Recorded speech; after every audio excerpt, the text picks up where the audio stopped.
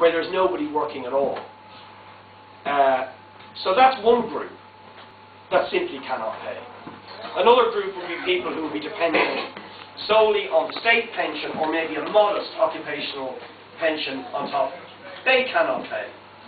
We know there are 180,000 people in mortgage distress. They cannot pay. And we know that there are hundreds of thousands of low and middle income workers who, as a result of universal social charge and other taxes and costs and the cost of bringing up kids, are hovering on the breadline at the moment. And there are reams of statistics to bear this out. The Irish League of Credit Unions, for example, has said that 1.6 million people in this country at the moment have less than €50 a month to spare after they've paid their bills. Now, how is that group of people supposed to pay this? I mean, literally, this tax will consign 1.6 million people to poverty, to put them in a position where they cannot actually pay their bills. And even if people are not in quite a dire situation as that, it will also put them in an extremely difficult situation and do extraordinary damage to the economy. And that's the other point we need to stress, because even if you could just about manage this, as some people may be able to do, it will be money that you will no longer be spending in the shops and businesses in your locality.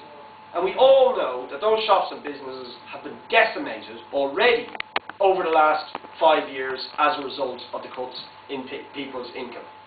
So there's no doubt in my mind, you know, when you take Dunleary as an example, where something like 70 businesses have gone in the last 5 years, that we'll be talking about another 20 or 30 will go as a result of this measure and some of the other measures that were introduced in the budget. It's just a recipe for disaster. So I think at every level, at the level of people not being able to pay, at the level of the injustice of this, at the level of the damage that it is going to do to the economy, we have to say no. Now, the big question and the issue we need to discuss and people need to think about and give their views on in the debate is it possible to say no? Or are we just going to vent our anger at this meeting and leave it at that? And I do think that we've certainly been fed a diet of,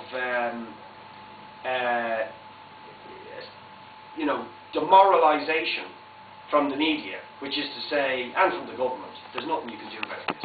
There's no point. It's futile to try and do anything about that. And to be honest, a lot of us, I certainly hear it all the time, Ashley, Irish